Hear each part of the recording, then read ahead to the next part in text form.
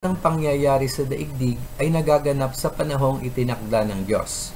Iniangkop niya ang lahat ng bagay sa kapanahunan. Ulitin ko, ang lahat ng pangyayari sa daigdig ay nagaganap sa panahong itinakda ng Diyos.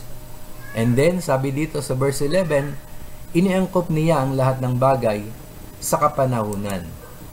So, meron pong panahon na itinakda ang Diyos para sa atin. May panahon na kung saan ay kailangan po nating magsaya, di magsaya tayo. Meron naman na panahon na kung kailangan nating malungkot, di malungkot tayo. Kaya nga po, kailangan ang ating pong ginagawang lahat ng bagay na ginagawa po natin ay iangkop po natin sa panahon na ibinigay sa atin ng Panginoon. Katulad po ng nasa picture na ito, no? Panahon na kung saan, panahon ng kasiyahan, matutunan natin na maging masaya. Panahon na tayo ay dapat malungkot, matutunan natin na malungkot.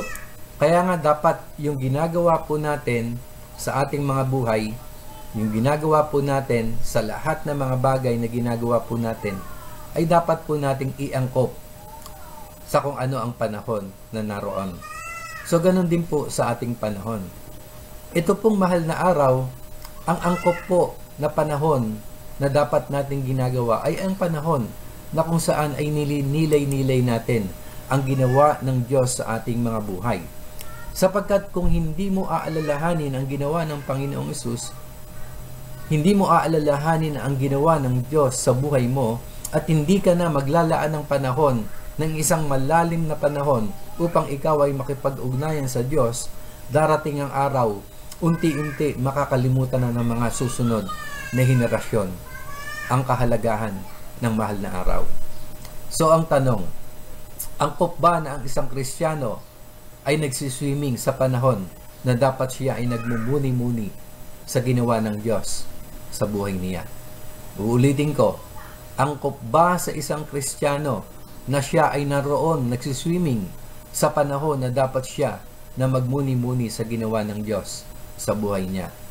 Angkop ba sa panahon ng araw ng pangingiling na ikaw ay nagpapakasaya?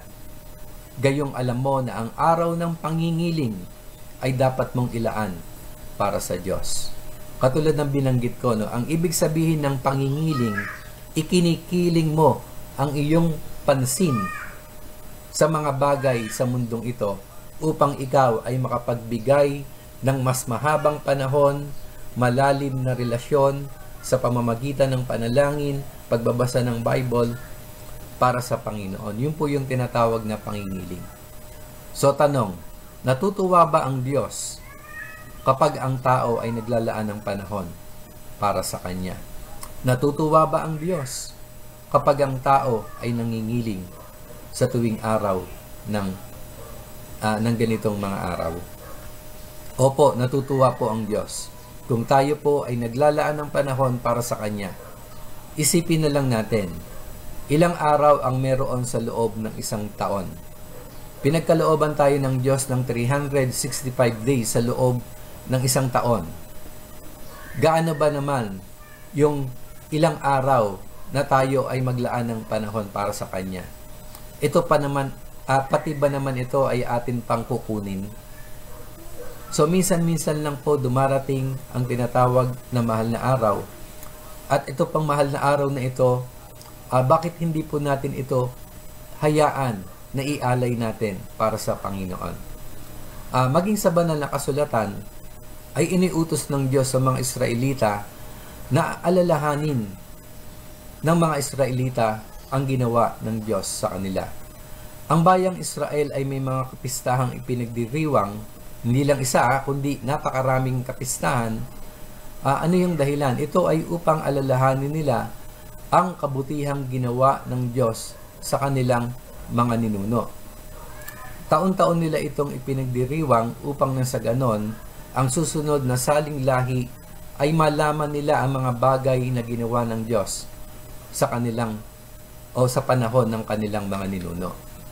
Meron pong mga iba't ibang pista na ipinagdiriwang ang mga Israelita. Ito yung mga pista nila. Pista ng pagtatalaga ng altar sa templo, pista ng pag-ani, ang tinatawag na Pentecostes, pista ng bagong buwan, pista ng bagong taon, pista ng Purim, pista ng Tolda, at pista ng tinapay na walang lebadura. So ginagawa po ng mga Israelites ang mga kapistahang ito kasi sa iba't ibang panahon, ayon sa mga kapistang ito, sa iba't ibang panahon ay gumawa at naranasan po ng mga Israelita kung papaano po sila iningatan ng Diyos, kung papaano po naranasan nila ang kapangyarihan ng Diyos sa bawat kapanahunan. Kaya nga po, sa bawat pista ay meron pong mga dahilan kung bakit nila ito ipinagdiriwang. Halimbawa, itong pista ng tinapay na